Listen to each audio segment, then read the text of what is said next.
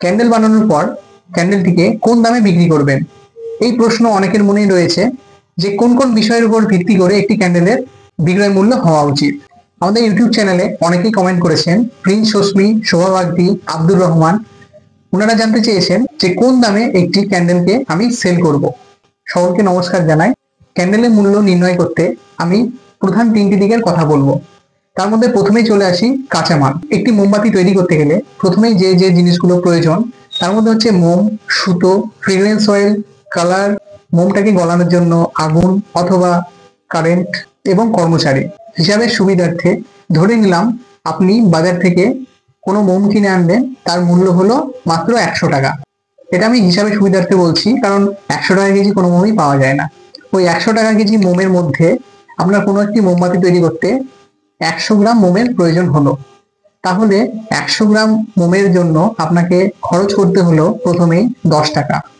এরপর চলে আসি সুতোতে। কোনো একটি সুতো আপনি কিনলেন, তার দাম হলো 3 টাকা। রং ধরলাম 1000 টাকা কেজি, সেখানে আপনার 2 গ্রাম রং প্রয়োজন পড়লো, তার মূল্য হলো 2 টাকা। ফ্রিগ্রেন্স অয়েলের ক্ষেত্রে আমি ধরে নিচ্ছি তার মূল্য হলো 1000 টাকা লিটার, যদিও অনেক বেশি দাম, সেখানে 3 ml ফ্রিগ্রেন্স অয়েল আপনার প্রয়োজন পড়লো। তাহলে আপনি খরচা করলেন ফ্রিগ্রেন্স অয়েলের জন্য 3 টাকা। একটি মোল্ড কিনেছেন, ধরে নিলাম এর দাম হলো 100 টাকা। মানুষ যেমন চিরকাল বাঁচে না, তেমন এই মোল্ড গুলো কিন্তু চিরকাল আপনাকে উৎপাদন দিতে পারবে না। ধরে নিলাম আমি এই মোল্ডটি 100টি ক্যান্ডেল তৈরি করার পর এটি ছিঁড়ে যাবে বা নষ্ট হয়ে যাবে। তাহলে সেক্ষেত্রে প্রত্যেকবার একটি করে ক্যান্ডেল তৈরি করতে এর পিছনে আমার খরচা পড়ছে 1 টাকা করে। এবার আসি মোমকে গলানোর বিষয়ে। অনেকে গ্যাস ওভেনে মোমকে গলায়, অনেকে আবার মেল্টার মেশিনের সাহায্যে গলান। সেক্ষেত্রে গ্যাস খরচা হয় অথবা কারেন্ট খরচা হয়, অর্থাৎ খরচা কিন্তু আছে, কিন্তু আমরা একসঙ্গে অনেকটাই মোম গলাই। সেক্ষেত্রে হয়তো 100 গ্রামের ক্ষেত্রে খুবই কম টাকা, হিসাবের সুবিধার্থে আমি 1 টাকা ধরলাম। এবার আসি কর্মচারী। হয়তো আত্মীয় স্বজন বা আশেপাশের দোকানগুলিতে আপনি সবে মাত্র সেল শুরু করেছেন, সেক্ষেত্রে আপনি কর্মচারী এবং আপনি মালিক। একটি ক্যান্ডেল তৈরি করতে গেলে কর্মচারীর জন্য আলাদা করে টাকা আমরা কেন ধরবো? আপনার ব্যবসা তো ছোট, সেক্ষেত্রে আপনি মালিক, আপনি কর্মচারী, কিন্তু দেখা গেল একদিনে সর্বোচ্চ আপনি 100টি ক্যান্ডেলই তৈরি করতে পারেন, কিন্তু আপনার অর্ডার এসছে 200 পিস। সেক্ষেত্রে কি আপনি বাড়তি যে 100টি ক্যান্ডেল সেটা কি ক্যান্সেল করে দেবেন? কখনোই না। সেক্ষেত্রে আপনি একটি কর্মচারী রাখবেন এবং তাকে অবশ্যই বেতন দেবেন এবং আপনার ব্যবসাটা ধীরে ধীরে বাড়তে থাকবে। কিন্তু এই কর্মচারীর যে বেতন, ধরে নিলাম আমি 9000 টাকা আপনি বেতন দিচ্ছেন, আজকের মার্কেটে 10,000 টাকার নিচে কখনোই দেওয়া উচিত নয়। তাহলে আপনার যে কর্মচারী, সে হয়তো ধরে নিচ্ছে আমি আপনাকে দিনে 100 পিস ক্যান্ডেল তৈরি করে দিতে পারে। তাহলে দিনে যদি 100 পিস ক্যান্ডেল তৈরি করতে পারে, তাহলে 10 দিনে তৈরি করছে 1000 পিস এবং 1 মাসে তৈরি করছে 3000 পিস। তাহলে একটি কর্মচারী 3000 পিস ক্যান্ডেল তৈরি করছে এবং বেতন নিচ্ছে 9000 টাকা। ঐহিক নিয়ম অনুযায়ী একটি কর্মচারী একটি ক্যান্ডেল তৈরি করতে মাত্র 3 টাকা তার পারিশ্রমিক হিসেবে নিচ্ছে। তাহলে এই টাকাটাও কিন্তু আমাদের ওই মোমবাতির সেলিং প্রাইসে অ্যাড করতে হবে। তাহলে ধরে নিচ্ছি একটি ক্যান্ডেল তৈরি করতে 100 গ্রাম যদি মোম প্রয়োজন হয়, 100 টাকা কেজি যদি হয় তার দাম, তাহলে 10 টাকা খরচা পড়ছে। সুতো যদি 3 টাকা হয়, তাহলে একটি সুতোর দাম 3 টাকা খরচা পড়ছে। রং যদি 1000 টাকা কেজি হয়, তাহলে 2 গ্রাম রং যদি প্রয়োজন হয়, সেক্ষেত্রে আমার 2 টাকা খরচা পড়ছে। ফ্রিগ্রেন্স অয়েল 1000 টাকা লিটার যদি হয়, 3 ml যদি আমি ইউজ করি, তাহলে 3 টাকা খরচা পড়ছে। মোল্ড যদি 100 টাকা হয়, তাহলে এক পিস মোল্ড যদি 100টা ক্যান্ডেল উৎপাদন করতে পারে এবং পরে ছিঁড়ে যায়, তাহলে প্রত্যেকবার একটি মোল্ড দিয়ে একটি ক্যান্ডেল তৈরি করতে 1 টাকা করে খরচা পড়ছে। গলানোর জন্য আগুন বা কারেন্ট হিসাবে মাত্র 1 টাকা যদি আমি ধরি এবং কর্মচারীর বেতন 3 টাকা যদি ধরি, তাহলে টোটাল যোগ করলে দাঁড়াচ্ছে 23 টাকা। এবার সরাসরি হিসেবে চলে আসি। ধরে নিন আপনি 100 টাকা কেজি মোম কিনছেন, 100 গ্রাম মোম আপনার প্রয়োজন পড়ছে একটি ক্যান্ডেলের জন্য। তাহলে আপনি কিনছেন, কেনা প্রাইস হচ্ছে 10 টাকা।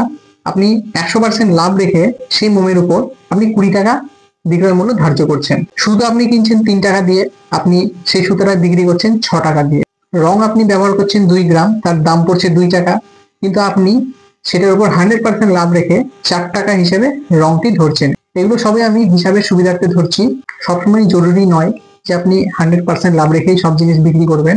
এরপরে ফ্রিগ্রেন্স অয়েল, সেক্ষেত্রে ধরলাম 3 ml আপনি ইউজ করছেন, যার দাম পড়ছে 3 টাকা, আপনি বিক্রি করছেন 6 টাকায়। মোল্ডের দাম প্রতিবার খরচা পড়ছে 1 টাকা, আপনি বিক্রি করছেন 2 টাকা। গলানোর জন্য আগুন বা কারেন্ট যাই ব্যবহার করেন, 1 টাকা খরচা পড়ছে এবং আপনি ওটার সেলিং প্রাইস রাখছেন 2 টাকা। কর্মচারীর বেতন একটি ক্যান্ডেলের ক্ষেত্রে 3 টাকা যদি আমি ধরি, আপনি সেটার উপরে লাভ রেখে 6 টাকা হিসাবে সেলিং প্রাইসের উপর ধরছেন। অর্থাৎ টোটাল আপনার খরচা পড়ছে 23 টাকা, আপনার 100% লাভ থাকলো সেখানে, এবং সেই ক্যান্ডেলটির দাম হলো 46 টাকা। এবং কিছু অ্যাডিশনাল জিনিস আছে, ধরুন স্টিকার, ট্যাগ, এগুলো যদি আপনি ব্যবহার করেন সেক্ষেত্রে অন্যদের থেকে একটু আপনার ক্যান্ডেলটি আলাদা হবে, এবং আপনার ক্যান্ডেলের যে চাহিদা সেটা কিন্তু মার্কেটে দিনের দিন বাড়তে থাকবে। এগুলো আমি একটা রাফলি হিসাব আপনাদেরকে দিলাম, যেখানে 100% লাভের কথা আমি বলেছি। জরুরি নয় যে আপনি 100% লাভ রেখেই দেবেন। ধরে নিচ্ছি কোনো একটি ক্যান্ডেল তৈরি করতে আপনার খরচা পড়ছে 20 টাকা, আপনি সেটাকে মার্কেটে বিক্রি করতে চাইছেন 40 টাকা দিয়ে, কিন্তু মার্কেটে সেটার প্রাইসই হলো 30 টাকা। তাহলে আপনি 10 টাকা এক্সট্রা দিয়ে তো কখনোই সেটা বিক্রি করতে পারবেন না। এক্ষেত্রে আপনাকে কিছু কম লাভ রেখে কিন্তু মালটা বিক্রি করতে হবে।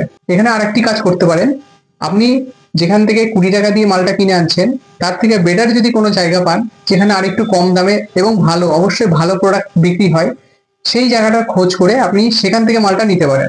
যদি আপনিও 15 টাকায় মালটা কিনতে পারেন তাহলে আপনি অনায়াসে 100% লাভ রেখে 30 টাকায় মালটি বিক্রি করতে পারবেন।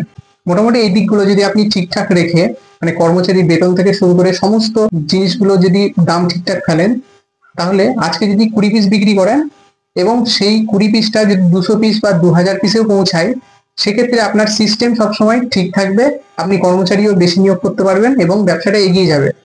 কখনোই কর্মচারীর বেতন আমি কোথা থেকে দেব বা কিভাবে আমি ব্যবসাটাকে এগিয়ে নিয়ে যাবো এগুলো নিয়ে আপনাকে কখনো ভাবতে হবে না। তাই বলবো, প্রথম থেকে সিস্টেম ঠিক রাখুন, যাতে আপনি কখনো মার্কেটে হঠাৎ করে গিয়ে দাম বাড়াতে না হয়। কর্মচারী নিয়োগ করছেন, ক্যান্ডেলের উপর দাম বাড়িয়ে দিলেন, তাহলে একটা খারাপ ইমপ্রেশন পড়বে মার্কেটের উপর। আপনি যাদেরকে দিচ্ছিলেন তারা হঠাৎ করে বেশি দামে কিন্তু নিতে চাইবে না। এবার আসি আরো কিছু জিনিস যেগুলো লাগে। ধরুন পাত্র, যে পাত্রে আপনি গরম করছেন, তারপরে যে পাত্রগুলো ইউজ করছেন, এগুলো আমি দাম ধরিনি, কারণ এগুলো ওয়ান টাইম আমরা কিনি এবং সারা জীবন কিন্তু ব্যবহার করা যায়।